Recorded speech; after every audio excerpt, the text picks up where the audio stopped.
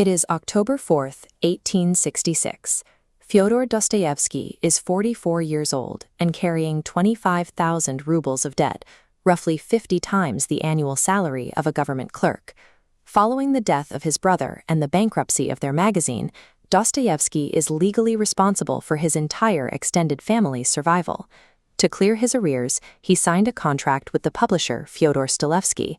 The terms required Dostoevsky to deliver an entirely new 175-page novel by November 1st.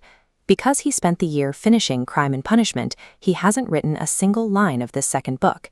He has exactly 26 days.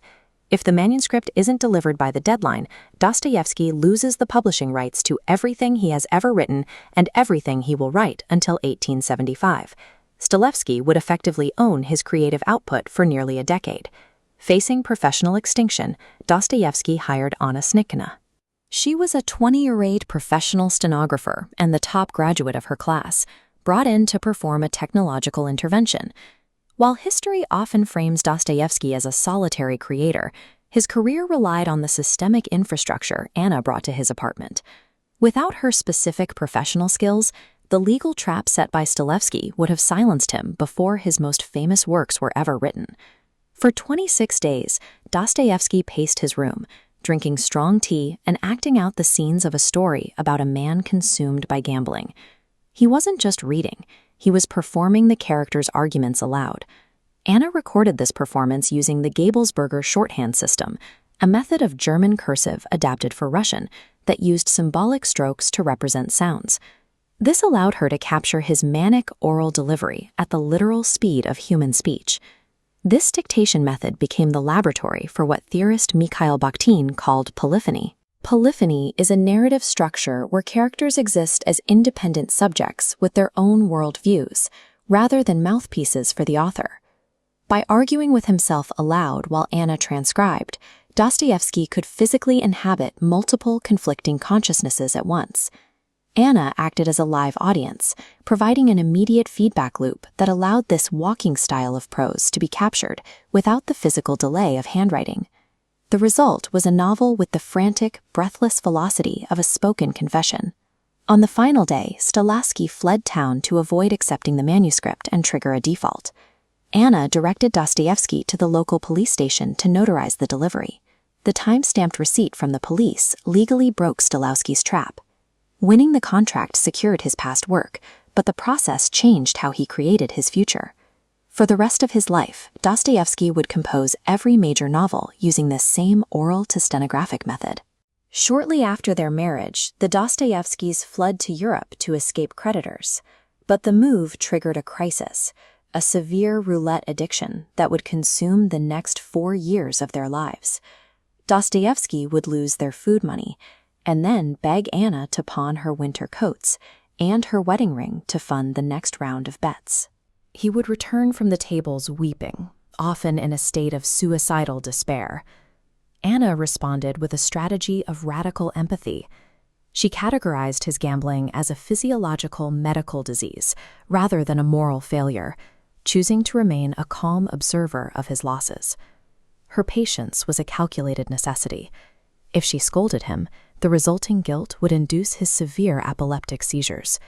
These seizures left him physically paralyzed and unable to work, which only heightened the financial panic that drove him back to the casino. By removing the element of shame, Anya starved the cycle of anxiety. Without the emotional weight of her judgment, the compulsion eventually lost its power over him.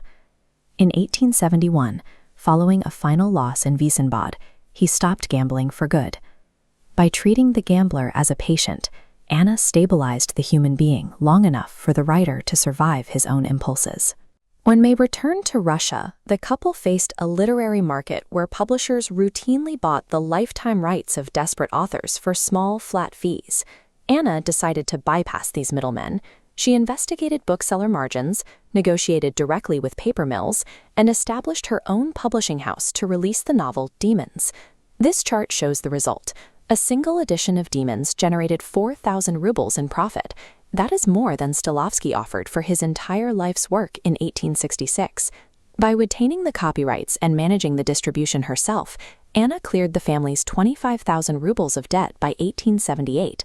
This financial stability handed Dostoevsky the one resource his early career lacked: the ability to stop writing for survival.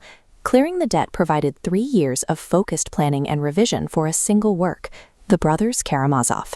In 1880, Dostoevsky delivered a speech at the Pushkin celebration in Moscow that transformed him into a national prophet. He was met with a hysterical public reaction, strangers embracing in the streets and presenting him with laurel wreaths. Dostoevsky wrote to Anya, declaring, "Anya, I have conquered." Knowing these were historical documents, she meticulously preserved every letter he sent her. After his death in 1881, critics attempted to conflate Dostoevsky's character with the depravity of his villains. They argued that he only understood darkness because he was himself a depraved man. Anya spent 37 years as a widow countering these claims. She established the first Dostoevsky museum, published his collected works 7 times, and used her shorthand diaries to publish a memoir that reframed his struggles as medical symptoms rather than moral crimes. In 1918, during the Russian Revolution's chaos, Anya died alone and in poverty in Yalta. She had spent her final years shielding his archive from the violence of the era. The image of Dostoevsky we recognize today, the repentant prophet and the master of the human soul, was preserved by the rigorous, entrepreneurial order Anya Snitkina imposed on his chaos. She didn't just record his life, she ensured it survived.